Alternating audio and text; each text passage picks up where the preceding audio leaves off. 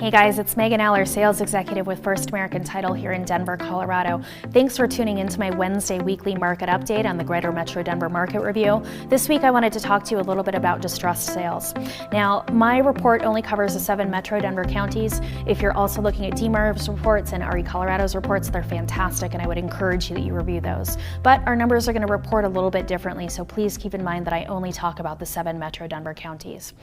Oftentimes, when we have new folks moving to Colorado and specifically to Metro Denver, their search for their new home starts online. And oftentimes when they're starting their search online, there's some really popular sites out there that end up showing potential distressed sales or pre-foreclosures that are for sale in the market. By the time that your buyer that's moving in from out of state reaches out to their buyer's agent, typically what ends up happening is the buyer's agent tries to locate this pre-foreclosure and unfortunately they can't find it.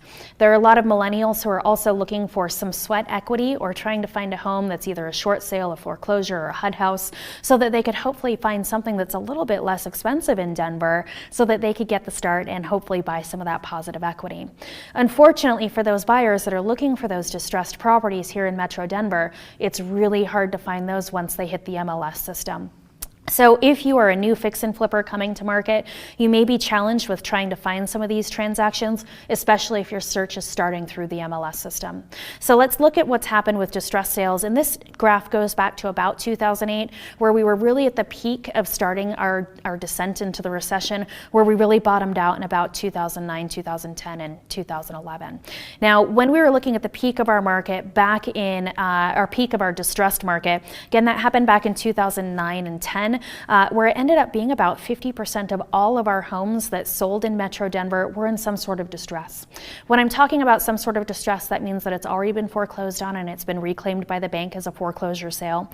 It's a short sale. That means that there's more money owed on the home than there is equity in the home to cover that, and the seller has to bring cash to closing, or the bank has to take a shortage on the amount that they owe. Or a HUD property, which means that it was taken back by the government. Now, when we're looking at these properties, as of right now, you can see the current levels down here at the bottom. Bank owned, we had 0 that closed last month in February.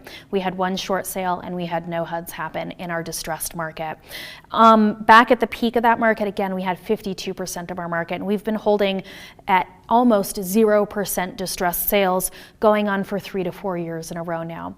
Unfortunately, looking forward into 2019, 2020, it's unlikely that we're going to see that because we've had so much gain in equity over the last few years that if a seller does find themselves in a distressed situation, they're likely able to sell that property very quickly and have equity in that house that they can walk away with. Okay, so we're not seeing a lot of distressed sales right now.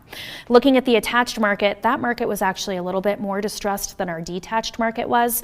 And that market really peaked out in about 2010 for the number of distress sales. But at its peak of the market, again, it was almost 58% of that market overall was in some level of distress.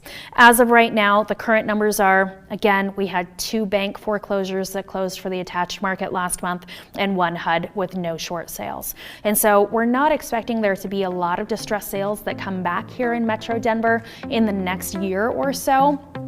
So for those of you that are looking for a deal, unfortunately, there just aren't very many of those in Metro Denver right now.